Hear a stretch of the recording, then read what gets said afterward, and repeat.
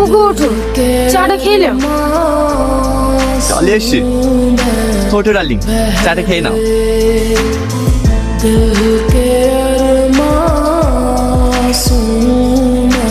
কি চা বানিয়েছিস? হ্যাঁ, দেখি খাওয়া যায়? খাবে না তোর চা?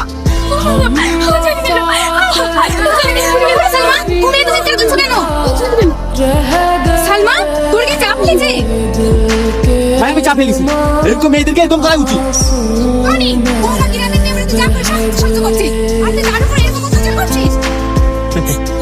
বেটি, এখন যে অত্যাচারে কিছুই হয়নি। ওর উপরে এমন অত্যাচার করছি, এই বাড়ি থেকে পালিয়ে যেতে বাধ্য।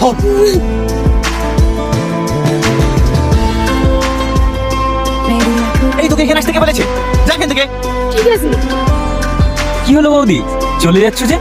আজকে তোমার হাজবেন্ডের বার্থডে, তুমি ডান্স করবে না? এসো।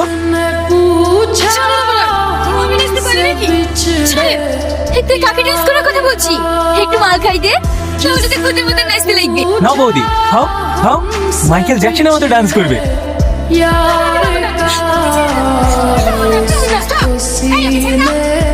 বিটি, তুমি এখানে কেন এসছো? একাত্তরের রূপ দেখতে লজ্জা করে না?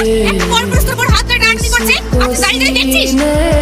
বিটি, তুমি এই গায়ের সাথে থেকে থেকে তুমিও এর মতো কথা বলছো, আর তুমি আমার বন্ধুকে পরপুরুষ বলছো? হ্যাঁ বলছি, একজন স্ত্রী গেছে, তার স্বামী ছাড়া সবাই পরে না। আর তাইলে যদি হয় তাহলে গ্রামে পাঠিয়ে দাও, এখানে থাকার কোনো অধিকার নেই। প্রতিদিন বলে আমাকে বাড়ি থেকে চলে যাবে তো। আমি চলে গেলে কি তুমি খুশি হবা? তুই সেটা আজকে জানলি? তুই চলে গেলে না আমি মুক্তি পাবো। ঠিক আছে, আজ তোমাকে আমি মুক্তি দিই, তোমার জীবন থেকে আমি সারা জীবনের মতো চলে যাবো। তোমার সাথে আমি 3 বছর সংসার করেছি। আমার যদি কোনো ভুল ত্রুটি থাকে, তুমি আমাকে ক্ষমা করে দিও।